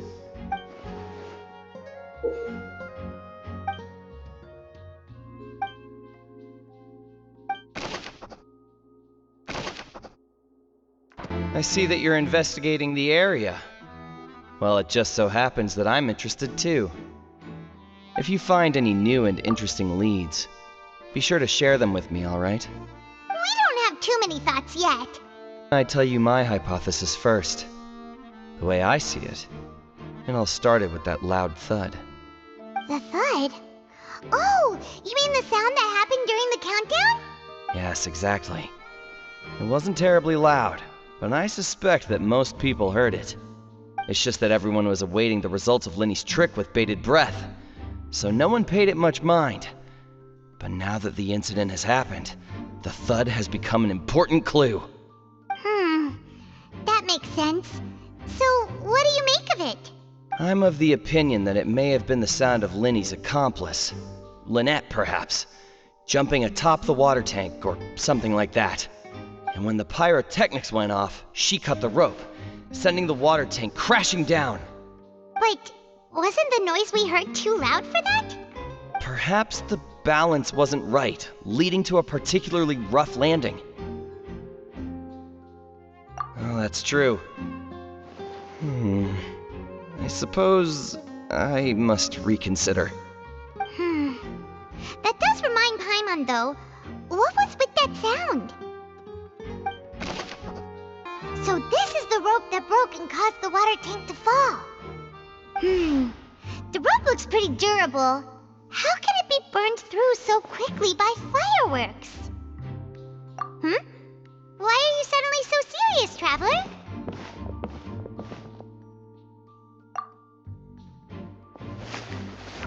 Whoa. Look! This bit is made from different material! Most of it was burned away, but there's still a little bit of it left. So if a rope meant to hold something was made with that kind of material in it, then that means... Wait! Paimon should write all this down! Let's take notes! Hey, you! Yes, both of you! Over here! I've been keeping an eye on you for a while now. Huh? You mean us? That's right. If I'm not mistaken, you're also among those who wish to cut down the thorns and pursue the truth. No? And by the looks of it, you're not from Fontaine. Well, you're right on the more about that one, but who are you? Have you never heard of the Spina di Rosula? From mediating disputes and providing protection to solving conundrums, you name it, Spina di Rosula does it. And I, Navia, have the honor of being its renowned president. Though those who play by our rules call me boss. I'm Silver, her attendant. Pleased to meet you. And I'm Melus. Demoiselle's various daily needs and affairs are under my purview. Huh? Boss? Demoiselle? What gives with the name? Well, I am the second generation president. Melus and the others are still used to my previous title. My apologies, Demoiselle. Should you prefer, boss, I will endeavor to use that instead. No need. You don't have to call me boss. Just Navia is fine. Okay, if you say so. Not that we're members of Spina di Rosula anyway. All merely trifling details. Never mind. Now, back to the situation at hand. That's right. I've always kept an eye on the serial disappearance cases. My interest stems from a matter back from my father's time. Judging from the look of things, I find Linny an unlikely mastermind. Really? We think so too! That's why we're looking for clues now. But how did you come to that conclusion? Intuition, naturally. My unparalleled intuition. Farina sure was quick to point the finger at Linny without any decisive evidence whatsoever, wasn't she? But that's not uncommon for her. If you remember, the Justice had to interrupt her and ask if she was pressing charges just to keep her from getting carried away. Anyway, a trial begins the moment someone levels charges. And, of course, there was no way Farina was going to back down in that situation. Sounds more like you just don't trust the Hydro Archon. Well, what's your opinion? I must admit that she can be interesting at times, but liking her doesn't mean that I'll blindly agree with her. All right, I've answered your question. Now, it's time you answer mine. Wait a minute, did that answer count? Well, I say it does. But don't worry, you won't hear any pointless questions from me. In your opinion, do you think it's right to treat a trial like it's an opera? Well? And why would that be? See, Silver and Maloose? I told you they'd be different. Most astute of you, demoiselle. I too think that the Traveler's response was most excellent. No matter how wonderful the script or how fervent the audience's expectations may be, the trials that go on stage here must be based in fact. And if that can be done, boss, then... All right, that's quite enough, Maloose. Anyway, I like your answer. You passed with flying colors. Now, I need to make some preparations, following which our joint investigation shall commence. You two shall be my assistants. Wait! Since when did we become assistants? Well, I can be the assistant, sure. Or your companion, if you like. I'm really not that fussy. That's more like it. Far be it from me to brag, but I believe that Demoiselle's intuition will be instrumental in uncovering the truth. You wish to save a friend from false accusations, and we wish to unravel the disappearances. In this sense, our goals are aligned. You have a point. You're quite the talker, aren't you, mister? And what about you over there? What do you think? You seem like you've got something on your mind. I have nothing to add. Oh, alrighty then. We'll be making some preparations first. Just be sure to let us know if they start revealing Linny's tricks. Thanks! The investigation team has some new findings. Turns out there's an issue with the random number selector after all. See? I told you. What if the machine picked some big guy's seat? You think the murderer would have still made his move then? Sorry to interrupt, but we're helping Linny and Lynette with their side of the investigation. What were you saying about the number selector? There's something wrong with it? You're trying to help them? That'll be a tall order. Linny used the machine to pick a random member of the audience during his performance, right? The lucky girl that later disappeared. It turns out that the seat number it picked wasn't random at all. The machine picks that same number every time. I'm sure you already know that you have to make a reservation in advance to get a seat, regardless of whether it's a trial or some performance. In other words, Linny knew who would be sitting where from the very beginning. That much checks out. Linny reserved our seats for us too. Bet you see why I was saying it'd be tough to make a case for Linny. Even though it's bad for Linny's case, Paimon had better write it down. Hello there. What are you investigating? Oh, this location has also been cordoned off because the Magic Troop members are currently considered prime suspects. The investigation team is still collecting evidence. The seats were all booked in advance, so we were able to deduce the missing woman's identity by checking the guest list. Sure, it's not like this is confidential information. We will publish it later anyway when we petition the public to help us find the missing person. Her name is Halsey. She's a painter from Fontaine who's made a bit of a name for herself. Apparently, she wasn't a regular at the Opera House, but she'd been feeling some pressure with her work lately, which made her decide to come see the magic show. The magic troupe members all claim not to know her. We have looked into her social connections. It seems that she has no personal grievances or conflicts of interest with the suspects. Simply put, she wasn't related to the magic troupe at all, which matches the features of the previous serial disappearances. Were the victims of previous cases also chosen at random? That's how it seems to us, in any case. Apart from the fact that they were all young women of around the same age range, there really weren't any other connections between them. Okay then. No need to be so formal. If you do happen to see the missing girl, please be sure to contact us. It is of utmost importance that we get to the bottom of these disappearances. Sorry, but no one can freely enter or exit the Opera House at the moment.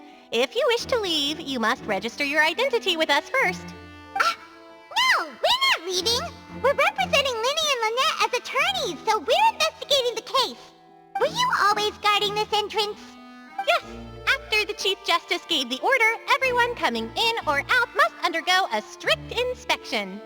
So, the missing girl couldn't have left from here. At least, not from that point on. I doubt there was much opportunity then, either. How can you be so sure, Well, because I was in charge of security near the entrance at that time. I couldn't see Linny's performance from here, which was quite a shame. Just my luck. But still, I did not abandon my post, and I stayed put no matter how loud the applause was. If someone had so much as even approached the door, I would have noticed it, let alone if they had tried to leave. We Melusines are good at that sort of thing, you know. So, it's safe to say the girl couldn't have left through here. Alright, thank you for your help. This will be useful info. Understood. Then I will be going with you. Just so you're aware, I will be monitoring your actions and making notes as necessary. Very good. Thanks for being so agreeable. I'd pull a rose out of my hat as a gift for you if I could. You may spare the pleasantries. I'm just doing my job. You've arrived. Who's this? Me? I'm Spina di Rosula's guardian angel. If you've got a problem, I've got the firepower. Sorry, I got a little carried away there. Call me Navia. I'm a partner of theirs, and will be helping investigate this whole situation. And these are my companions. Would you mind if they join as well? Fine by me. Oh, new helpers? I would be most grateful. Well, let's just say we're tagging along. It's not every day you get to see the secrets behind magic performed on such a large scale. I appreciate your kind interest. Come with me. We'll be heading below stage. Huh? Below stage? Yes, a world of secrets is hidden beneath this magic box, prepared specifically for this switcheroo trick. But before I reveal everything, you should have a look first. Notice anything strange here?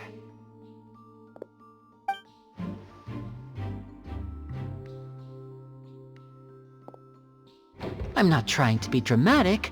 Remembering the details of a trick will help you understand the methods used to perform it more easily. Huh. Weren't there balloons and other decorations here? Where did all that go? Ah, good eye. That said, you're still far from discovering the answer. The back? You mean the inside of the door? What's different about it? Paimon didn't notice anything. Very good indeed. I thought you might not be able to catch that, given that you were sitting in the first row. The back of this door was patterned. Those patterns are now gone, replaced by a smooth wooden board. So, if you put 2 and 2 together, what do you get? Exactly. Alright, let's go. I'll tell you how it works as we head down. Oh, so there was a passageway under the magic box! I knew you'd figure out most of it as soon as you saw this place. The 2 magic boxes are positioned right above the 2 entrances of the tunnel. See this flatbed trolley? The box with the lucky audience member in it would be shuttled over to the other side using the trolley. This trolley can raise and lower and even rotate, ensuring that the box will face in the right direction. I see. So that's the purpose of the box inside another box. Precisely. The inner box would descend after the audience member was put inside and be moved along the trolley, all while the outer box would remain on stage as if nothing had ever changed. So that's how you did it! Once the box was lowered, the trolley would store some energy through this device here, with which it would complete the rest of the steps. The audience member would only be able to feel some slight movements in the dark, and by the time she walked out, she would already be back on stage. Right! You were talking that whole time, and you even came out for a moment near the end! Ah, yes. A phonograph operated by Lynette was used to achieve that effect. My assistant and I had already scripted our conversation beforehand. When the countdown began, I had already gone to the opposite box via a tunnel using that ladder. And what about Lynette? Where was she? I was in the mezzanine space in the back of the box. Oh, interesting! That's how we were able to coordinate Linny's lines with the assistant. And, by the way, I was the one who walked out of the box at the end. I mean, we are twins. All it takes is a change of clothes and no one can tell who's who. And that's my favorite part of this trick. Only Lynette and I can perform it. So that's how it all worked! Wow! Every detail you revealed was more amazing than the last! Lynette would briefly walk out of the box and then go back in, jumping into the tunnel and escaping before the box on the trolley could finish ascending. And then I walk out of the other box in the audience area, and the trick would be complete. The operative word here being would. But as you saw, Cal was in the box, not our audience member. She, on the other hand, mysteriously vanished. We really don't know how that happened. If not for that interlude, this would have been an astonishing trick. I probably never would have figured out how you pulled it off. And yet, to think that someone was able to use this magic trick to commit a crime. Could we have a look around? I think we can come up with some more leads. This is the scene of the crime, so Linny and Lynette are not permitted to stay here. I'll escort them back up. Yes, of course. No need to be so strict now. I won't disappear into thin air, you know. Thanks, everyone. We're counting on you.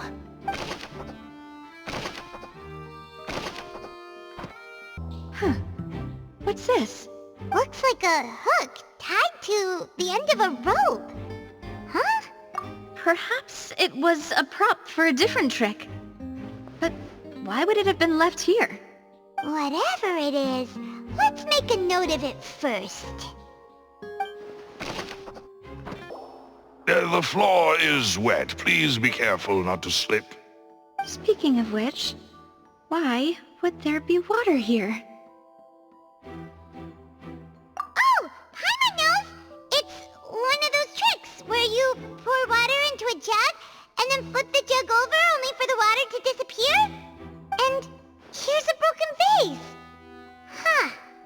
Did the trolley knock it down while moving? That can't be. The trolley moves along tracks from start to finish. It couldn't have hit the vase at this distance. Let's note this down too and think about it later. Oh, these are the clothes that the lady chosen from the audience was wearing, right? Her clothes are here, but she's nowhere to be found. Right! And do you really need to do that if you're kidnapping them? Ugh, this is so confusing. Paimon doesn't want to be a detective anymore. What is this place? It seems someone could fit through here. Huh. Could this have been the suspect's escape route? Alone, perhaps. But if they had to pull another person with them, the space would be too narrow. But there are no other ways in or out of here. Oh, you're right! Let Paimon write that down. Well, we've ascertained the state of the crime scene. Let's find a place to sort out our findings once Malouse returns. Seems to me that there are several things that don't add up here. Apologies for the wait, demoiselle. So, what did the guards say? Did the criminal escape through the vent? They believe the odds of that are very low, since the vent leads to the Opera House's basement. The guards have checked the area carefully. No one left through the basement during the performance or after the incident, and no one was found hiding there. So the tunnels become like a secret chamber then! You know, like the kind you usually see in novels! The plot thickens. Halsey's disappearance and Cowell's death are both quite inexplicable. No wonder Farina was so confident in her accusation. All the current evidence points toward Linny and Lynette. In other words, the charges are very likely to be upheld unless we make some considerable progress. Charges and then trial. So if the charges are upheld, they'll announce a sentence? That's right. This is how a trial goes in the Opera House. During the proceedings, the Chief Justice and the Oratrice will hear statements from both sides. That's right. This is how indemnitium is produced. The statements from both sides, the defenses from attorneys, witness testimonies, and even the audience's emotions will all be projected on the Oratrice. To put it simply, it's as if the Oratrice has its own will, and is a judge in its own right. This also precludes any kind of favoritism on the part of the Chief Justice. And not that this has ever happened anyway. Once both sides have finished speaking, the Chief Justice will make his final decision. This, too, will be used by the Oratrice as a reference. Then, finally, the Oratrice will be consulted by officials. The result it returns is the will of justice itself. Huh? So that machine is the one that actually decides? Paimon thought Neuvillette called the shots. In practice, there is very little difference. Both have always come to the same judgment, which is why people have great faith in the Chief Justice. Yes, the guards also asked me to convey that none of us will be allowed to leave this place before the trial. Huh? Why? Because we've chosen to act as the twins' proxies. That makes us persons related to the case. They're concerned that we might be colluding with outside parties, or that we might find outside help to disrupt the case. And even if that were not so, it could prove problematic if we happen to spread key information about the case ahead of time. I'm ready to break out at any time. Whoa! There's no need for that! Paimon thinks they have a point. That said, are they providing food? Of course. I just hope you don't mind the lack of options. I'm afraid that catering to all tastes is not in the cards, nor is any guarantee of balanced nutrition. In that case, let's just sort out our findings together here. Pity. I was hoping to take you to try some of Fontaine's famous desserts, too. I mean, what better way to properly think through our findings than over some tea and sweets? Huh. Breaking out suddenly doesn't seem like such a bad idea after all. Just kidding! Paimon will still do her best, even if there are no snacks. What do you mean, no snacks? Of course we'll have snacks. If we cannot buy some, then we'll simply make some. Huh? Here? But how? Understood, demoiselle. Everyone, please come with me.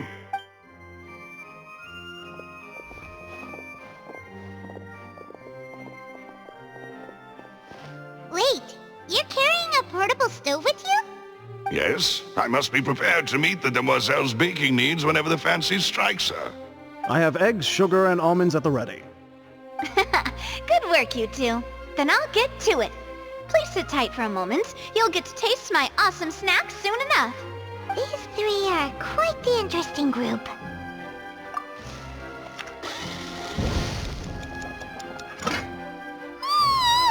And Paimon thought it smelled good while it was still in the oven! Oh, it's even better now. Paimon can't stop drooling. From the way you had these two guys carrying all that stuff around, Paimon thought you'd have them do more during the baking process. But you ended up doing the entire thing by yourself. Beating the egg whites, grinding almonds, everything. I was applauding. And I was giving encouraging smiles. Paimon asking. Aren't you worried about getting your fancy dress dirty, beating egg whites and baking like this? Well, I don't think it's carved in stone anywhere that fancy ladies can only read books, sip tea, ride horses, and play the piano. I just really enjoy making snacks. Don't underestimate beating egg whites, by the way. It's a real arm workout. You also need to beat them to just the right consistency, or your macarons will crack. Anyway, give these a try, fresh out of the oven. There's 3 for each of us. Only 3? Well, eating too many sweet treats might send all that sugar to your head. You wouldn't be able to think clearly about the case on a sugar rush, would you? Tea is ready to be served as well. This is Demoiselle's favorite, strong black tea with a floral fragrance that clears the mind and lifts the spirit. No need for concern. I'm merely doing as I should. All right then. Down to business. As Paimon mentioned previously, the tunnel seems to be something of a secret chamber. However, we can assume that Linny and Lynette were not alone within it. Some criminal also occupied its sealed confines. The magician twins could have committed the crimes, of course, but they lack any logical motive.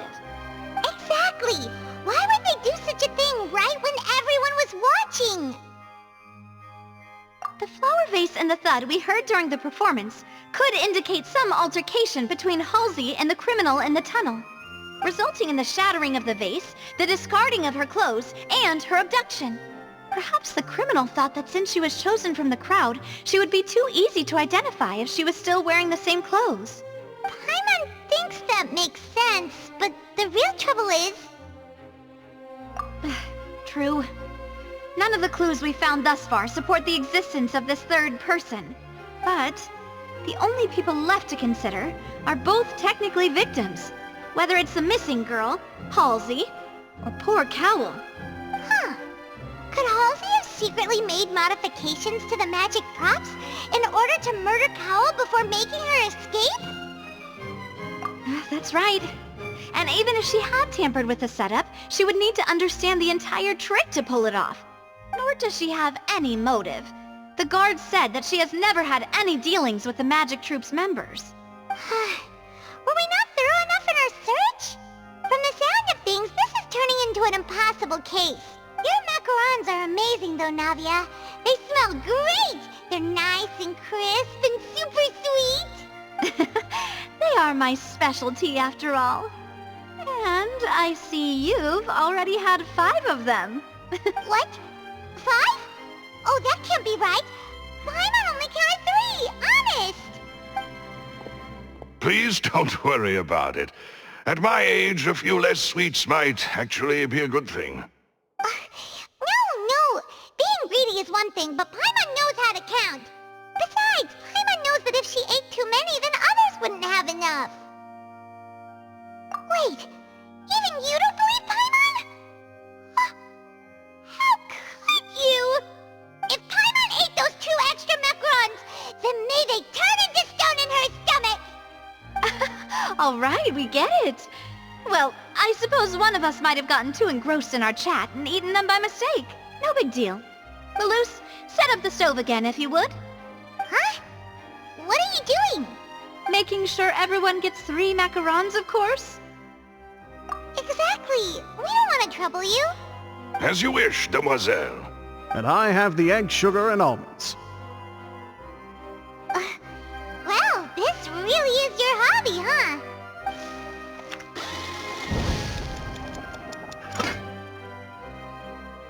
Well, that's it for snack time.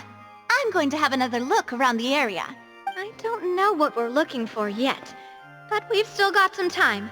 As attorneys, I suggest the 2 of you think the case over again.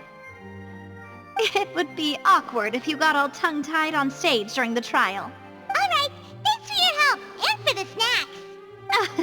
It was nothing. A small task for the Spina di Rosula. Silver, Maloose, it's time to go. I'll be back if I find anything new.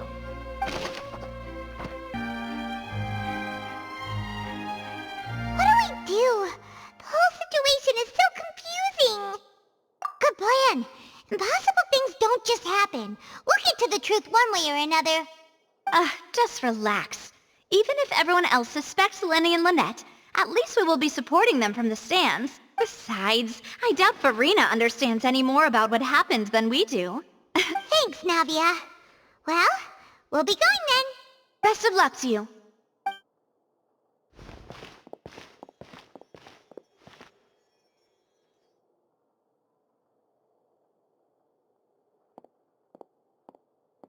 Ah, finally, you're back. Well, how did your investigation go? To be honest, you might be disappointed. No. We're already very grateful that you were willing to help. Well now, don't you all look disappointed? Don't tell me that your investigation came up empty-handed. That was to be expected, of course. The guilty can never produce proof of their innocence. But don't let that stop you. I shall be terribly disappointed should you, my most anticipated foe, concede so easily. Since both parties are present, I declare that the trial regarding the magic show incident is now in session. Firstly, in order for the audience to understand the causes and results of the incident, could we please have Mr. Linney explain the trick? Yes, of course. I will explain while Lynette demonstrates on stage. All the necessary items have been prepared. Thank you, Mr. Linney. In that case, I take your statement to be that you ran to and remained hidden within the magic box in the audience stands once the trick began, and thus could not have committed the crime. Is this correct? Yes, that's correct, Your Honor. In that case, I call upon the prosecution. Lady Farina, do you wish to refute his statement in any way? Why, of course I do. Allow me to take the first shot and break this case wide open. Mr. Linney is clearly lying. There is no way you could have been in the box the whole time if you were to abduct Halsey and murder Cowell. In fact, I'd say you were hardly in that tunnel at all. That is simply your hypothesis based on the presumption that I'm guilty. Oh, is that so? And if I may ask, what did you hear while you were inside your box? The roaring countdown of the crowd, of course. That's how I kept track of the time and built anticipation for the finale. And you didn't hear anything else at all? Nothing that might leave an impression of any kind? No, nothing. I see. But when the count reached 30 seconds or so, there was a thud.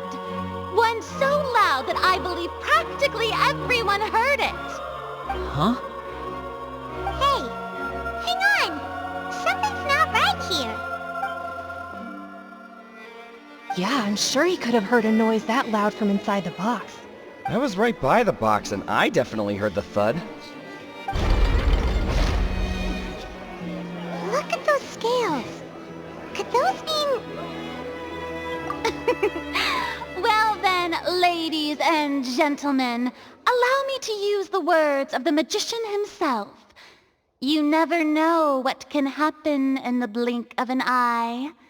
Indeed, it seems his alibi can also collapse in the blink of an eye. Of course, I have armed myself to do far more than smash your alibi. Confidence cannot go unfounded, and my foundations are rock solid. Tell me, aren't you and Lynette actually from the House of the Hearth? The House of the Hearth? No wonder they did something like this. So the serial disappearances were the Fatui's doing. Now it all makes sense. I've got a feeling that what happened on stage probably wasn't just an accident. That's irrelevant. Our identities have nothing to do with what happened. Indeed. Then perhaps you could tell us everything that happened during that 1 minute. Your first priority is to prove yourself innocent after all. I'm sure there is little that needs to be kept secret now. Unless your script already has holes in it. The Outlander is speechless. My, oh my, don't they look flabbergasted? Now comes the infighting and discord, I suppose. This was almost too easy. Oh, good thing I made all those preparations. Seems the all-nighter I pulled last night is really paying off. Hey, Linny! Why didn't you tell us this before? Order! Order! Mr. Linney, allow me to re-establish the facts. Lady Farina has raised 2 points. First, when the thud was heard in the Opera House, you were neither in the box nor the tunnel. Second, you and Ms. Lynette are both members of the House of the Hearth. Are these claims true?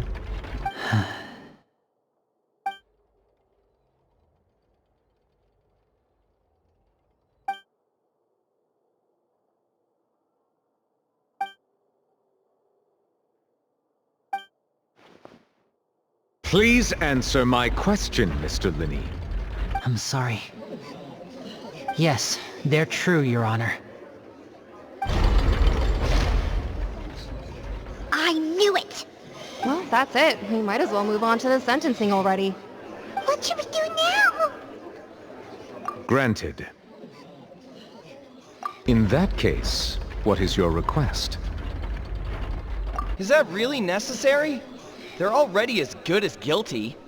The defendant deceived their own attorneys. What is there left to discuss? Order! Order, I say! Your request is reasonable, and we shall adjourn.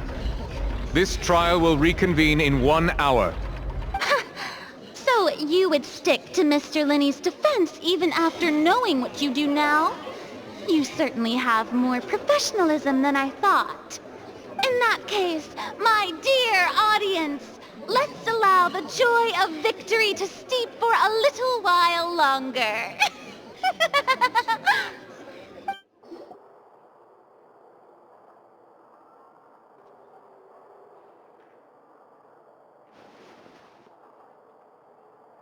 Well, this is awkward. I didn't think the Hydro Archon would dig all that up. I'm sorry, Traveler and Paimon. Yeah, sorry. Paimon doesn't know where to start. We trusted you two. We based our entire reasoning on the assumption that you weren't bad guys. Not to set the wrong tone or anything, but Paimon's really mad! I'm very sorry. I know you're angry, and reasonably so, but please, let me explain. I know you've clashed with the Batui several times before. I wouldn't be surprised if just hearing the word is enough to make you upset. But our organization is very, very large, and the Harbingers have very different personalities and goals. Right now, we want to save people. As many as we can. That's right. I'm sure we're on the same page when it comes to this nation and the disaster that its people might face.